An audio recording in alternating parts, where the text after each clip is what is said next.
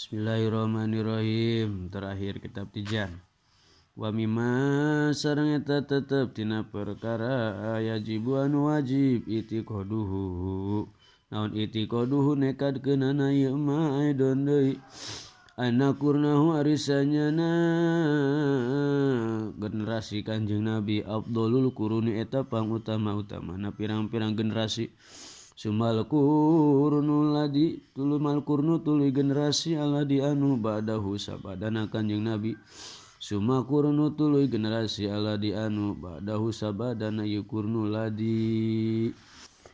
Wayam bagi sareng narima penting lisasi pikeun hiji jalma naon aya ripayeun nyahokeun ieu si jalma auladahu ka pirang-pirang pala putra Kanjeng Nabi sallallahu alaihi wasallam wahum sareng ari itu aulad sabatun eta aya 7 ala sahih numutkeun kaul sahih sayyiduna tegasna dunungan urang sadayana al-qasimu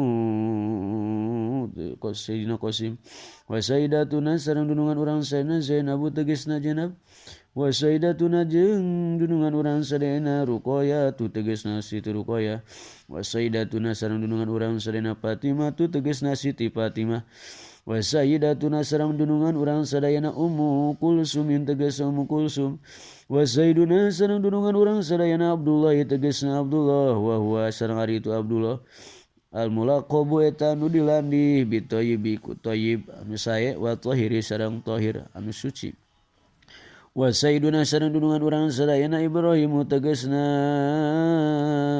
Ibrahim wa kulluhum sareng ari itu nu kabeh min sayyidatina eta ti dunungan urang sadayana Khadijah al-Kubra tegasna Siti Khadijah al-Kubra illa sayyidana tege kajaba dunungan urang sadayana Ibrahim tegasna sama Sayyid Ibrahim Pamin Mariatil Kibtiyati taeta mati Maria al-Kibti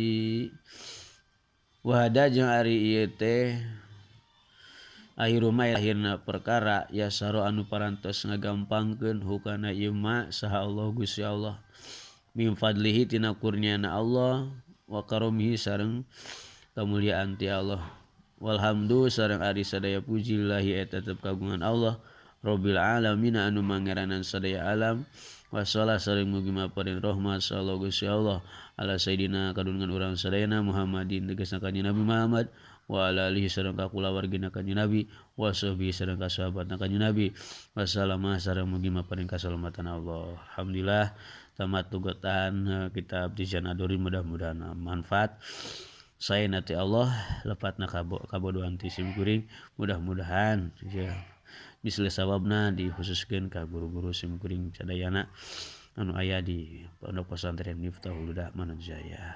Al-Fatihah. A'udzubillahi minasyaitonir rajim. Bismillahirrahmanirrahim. Alhamdulillahirabbil alamin arrahmanirrahim. Iyyaka na'budu wa iyyaka nasta'in. Shiratal mustaqim. Ladzina an'amta 'alaihim ghairil maghdubi 'alaihim waladdallin. Assalamualaikum warahmatullahi wabarakatuh.